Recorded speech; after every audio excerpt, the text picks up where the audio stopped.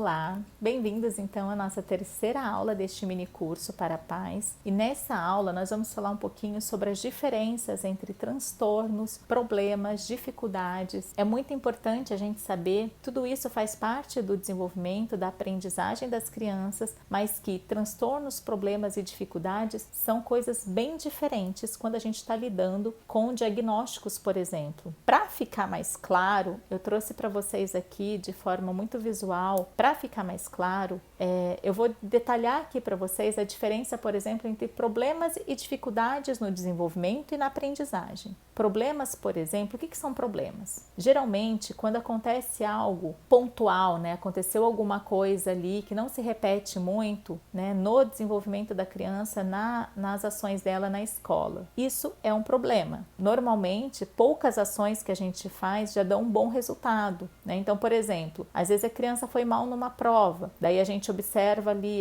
tenta melhorar a rotina. Por quê? Porque pode ser que ela não esteja dormindo bem. Se a gente troca a hora de dormir, por exemplo, melhora ali, aumenta a hora de dormir dela, tenta diminuir o tempo de tela, a gente tenta dar mais tempo de atenção, de qualidade ali para ela, com diálogos, conversando, tentando entender o que está acontecendo com ela, dando oportunidade de ter mais brincadeiras ao ar livre, por exemplo. Às vezes, quando a gente faz isso, pode ser que o problema já se resolva, Às vezes, é uma coisinha ou outra que precisa ser ajustado na nossa rotina, no nosso dia a dia, e aquilo já está resolvido. Então, nesse caso, por exemplo, é um problema que a criança estava apresentando. Então, ela tirou especificamente umas notas baixas na prova por conta de ter umas dificuldades ali dentro de casa mesmo, uma dificuldade ali de se organizar para poder ir melhor, por exemplo, nessa prova. Quando a gente está falando em dificuldades, a situação é um pouco diferente. Porque nesse caso, por exemplo, da criança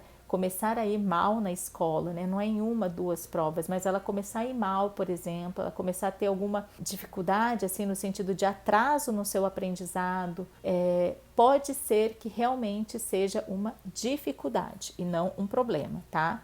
Nesse caso, por exemplo, também não é algo que esteja relacionado ao desenvolvimento do cérebro, tá? Não é algo neurológico, não é algo físico ali no cérebro, mas ele pode estar acontecendo porque pode estar havendo uma falta de interesse da criança ali nos estudos, podem estar acontecendo alguns problemas emocionais dela em casa ou com ela mesma, e isso está gerando essa dificuldade na escola, nessa aprendizagem ou no desenvolvimento em si. Pode ser que, por exemplo, a didática do professor não esteja sendo legal, ou a escola também não está apresentando uma forma mais fácil de aprender, daquela criança aprender o que está sendo dado de matéria, de tarefa em sala de aula. Pode ser que seja, por exemplo, porque essa criança mudou de casa, mudou de escola, mudou de turma, mudou de cidade, Então ela não tá ela ainda está em processo de adaptação a essa nova rotina. Tudo isso pode sim gerar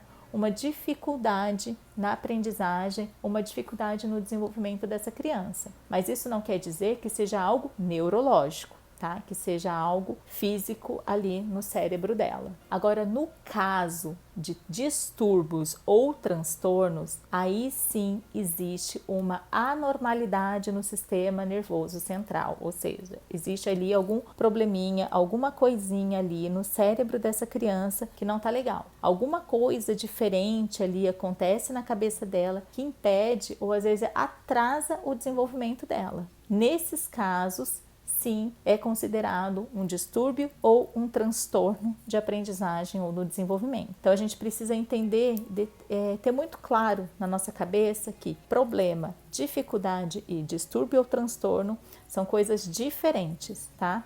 Somente o distúrbio e transtorno realmente é algo neurológico, é algo que está ali na cabecinha da cabeça, ali no cérebro da criança e que está impedindo ela ou está atrasando ela no processo de aprendizagem ou desenvolvimento. Para a gente entender um pouquinho sobre esses distúrbios e transtornos, eu trouxe aqui alguns exemplos para vocês. Então, por exemplo, a dislexia. A dislexia é sim um transtorno de aprendizagem e nesse transtorno a criança ela tem dificuldade para ler e escrever, ela tem dificuldade em fazer relação entre o que se fala e o que se está escrito. A criança ela tem dificuldade de separar sílabas. ela troca letras semelhantes, sabe? P, B, L, R. Então ela começa a trocar letras, ela começa a inverter letras e palavras.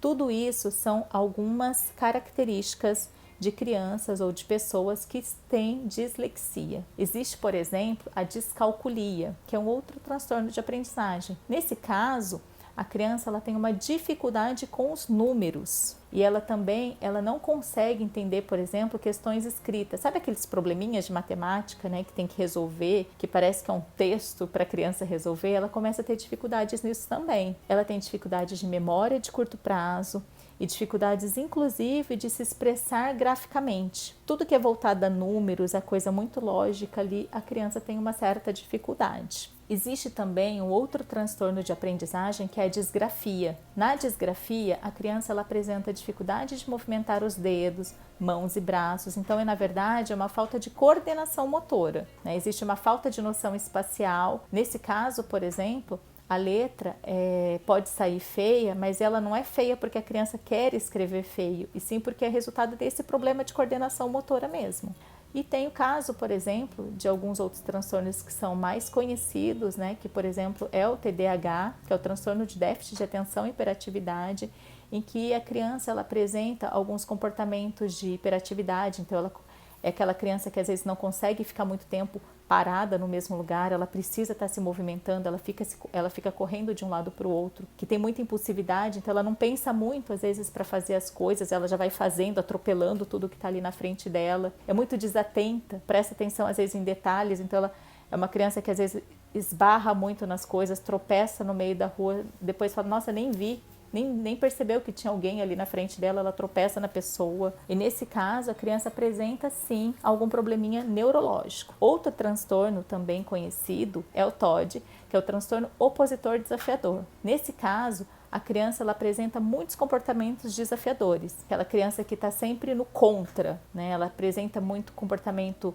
de agressividade, ela parece que gosta de irritar os outros, ela chega até a fazer alguns comportamentos com uma certa maldade, uma certa crueldade com outras crianças, com animais. Ela não tem muita noção da consequência real daquele comportamento dela, mas ela age assim. Existem outros transtornos, e no caso esse é um dos mais comuns, que é o TEA, que é o transtorno do espectro autista, em que as crianças elas apresentam algumas outras características também. E aqui é importante a gente ressaltar, a gente está falando de um transtorno de pessoas, de crianças que apresentam algumas características específicas, mas nem todas têm essas mesmas características na mesma intensidade, porque todas estão dentro de um espectro. Espectro quer dizer, não é que são todas iguais ou todas vão apresentar as mesmas características exatamente do mesmo jeito. Cada criança que está dentro do espectro autista, ela apresenta sua característica, sua individualidade, alguns comportamentos diferenciados comparado às vezes a outra criança que também está dentro do espectro autista, tá? Dentro do TEA. Nesse caso, quais são as características mais comuns que a gente percebe em crianças que estão dentro do TEA? São dificuldade de interagir com outras pessoas, ela tem dificuldade de se comunicar, algumas demoram mesmo para desenvolver a fala. Elas não conseguem, às vezes, entender expressões faciais. Então, se você está bravo, se você está triste, se você está feliz, às vezes ela não entende o que você está sentindo naquele momento. Ela não consegue manter muitos relacionamentos por conta dela ter essa dificuldade de interação social, né? Ela tem mais dificuldade de manter relacionamentos. Outra característica comum do TEA são os comportamentos repetitivos, né? A criança faz sempre a mesma coisa, tem algumas coisas relacionadas à mesmice, então tudo tem que ser do mesmo jeito, ter uma rotina, tem que seguir a rotina do mesmo jeito, tem que comer sempre a mesma coisa, então existe até, por exemplo, uma seletividade alimentar, ela come de uma determinada textura, mas não gosta de outra. São crianças que apresentam muitos interesses fixos, então são crianças que, por exemplo, muito hiperfoco, né? Então quando ela gosta de dinossauro, ela sabe o nome de todos os dinossauros, Se ela gosta de animais, ela conhece, consegue falar para a gente sobre todos aqueles animais. A criança que gosta de planeta, ela começa a contar para a gente sobre o universo ali, né? Sobre o sistema solar, os planetas, como funciona tudo. Então elas têm muito hiperfoco. São crianças que também são muito hipersensíveis, né? Tem muita hipersensibilidade. Algumas, por exemplo, elas têm muita hipersensibilidade a som, então assim, às vezes sirene, barulho alto deixa a criança totalmente desregulada, né? Deixa ela tensa, ela pode entrar em crise. Outras crianças, elas têm incômodo com dor, ou às vezes não sentem dor, e são aquelas crianças que às vezes ficam, elas têm um limiar de dor muito diferente da gente, então às vezes elas batem a cabeça na parede, ficam se mordendo e não sentem a mesma dor na mesma intensidade que nós sentimos, por exemplo. Então tudo isso influencia no processo de aprendizagem, no desenvolvimento da criança, e são características de pessoas que estão dentro do espectro autista. Como eu disse anteriormente, né, nem todas vão ter exatamente as mesmas características no mesmo nível, no mesmo grau. Isso varia muito de criança para criança, assim como nós não somos todos iguais. Dentro do espectro autista, as crianças e as pessoas também não são todas iguais. O que é importante, então, a gente ficar atento? Primeiro, entender que os diagnósticos de transtornos, eles sim precisam ser feitos pelos médicos, pelos psiquiatras. É óbvio que existe uma equipe por trás, existem psicólogos, terapeutas, fonoaudiólogos, outros profissionais que podem dar algum parecer ali, podem falar para você, papai e mamãe, o que a gente está percebendo de dificuldade ou que a gente percebeu ali de atraso no desenvolvimento da criança, mas é importante sim buscar a orientação do médico, porque ele vai dar o laudo, vai dar o diagnóstico para você se o seu filho está dentro de algum transtorno, se ele está dentro do espectro, por exemplo, ou se ele tem algum atraso específico característico no desenvolvimento. Outra coisa muito importante, apesar das semelhanças, como eu disse anteriormente, com relação aos transtornos, apesar de ter aquelas características, por exemplo, ali, que orientam a gente a saber se a criança está dentro de algum transtorno ou não, cada criança é única, cada criança tem as suas necessidades também, né? E é importante a gente olhar para cada criança, observar o seu desenvolvimento, observar o que pode estar ali dentro da normalidade ou que tem ali, que aquela criança tem de atraso. Tudo isso é muito importante a gente ficar atento. E uma terceira dica, não menos importante, mas também que precisa de atenção, há sempre maior chance de haver problemas, dificuldades do que transtornos. Como eu expliquei ali atrás, transtorno é algo neurológico. Problemas e dificuldades não são neurológicas, mas a chance maior, a gente sabe estatisticamente que muitas crianças, na verdade, têm mais problemas e dificuldades do que transtornos. E isso daí acontece muitas das vezes por falta de estimulação adequada para essa criança. Ok? Outra coisa importante que a gente gostaria de passar de informações para vocês também é relacionado a questão das necessidades e emoções. Não sei se todos conhecem a pirâmide de Maslow, mas é essa pirâmide que eu coloquei aqui no slide para vocês entenderem, que diz o quê? Todos nós temos algumas necessidades na nossa vida. Existem as necessidades básicas, inclusive são as necessidades que estão na base da pirâmide. Existem outras necessidades que a gente também depende na nossa vida para a gente estar bem e viver socialmente. Então, se uma dessas necessidades estão falhando, a gente sim tende a apresentar alguma dificuldade, ou tende sim a apresentar algum atraso, ou pode sim apresentar alguma alteração no nosso comportamento. Então, por exemplo, se a gente está ali com uma privação de sono, né? Se a gente não está conseguindo dormir direito, se a gente não está conseguindo se alimentar direito, se a gente não está dormindo bem, é óbvio que a gente vai apresentar um comportamento muito diferente do que num dia em que a gente está dormindo bem, em que a gente está com sono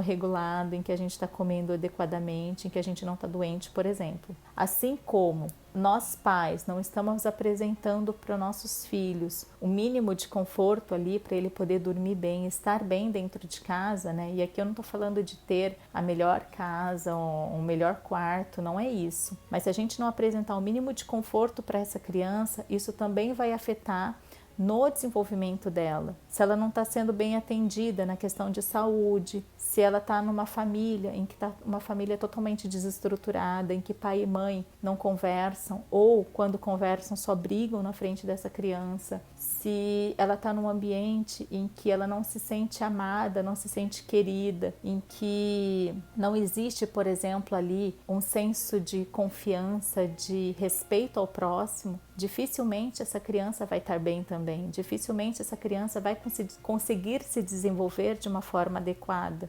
Então, tudo isso vai influenciar no processo de desenvolvimento, no processo de aprendizagem dessa criança. É por isso que é muito importante essa conexão, né, essa parceria entre terapias, família, entre pais e terapeutas, para que a gente possa entender exatamente onde pode estar o problema dessa criança, se é só um problema, se é uma dificuldade, se realmente há um transtorno, e se há um transtorno, o que juntos a gente pode fazer ali de parceria para melhorar, para ajudar no processo de desenvolvimento dessa criança também. Bem, esse era o recado que eu queria dar com relação a essas diferenças. Espero que tenha ficado claro na cabecinha de vocês sobre o que são problemas, o que são transtornos de aprendizagem, e eu te espero na nossa quarta e última aula, ok?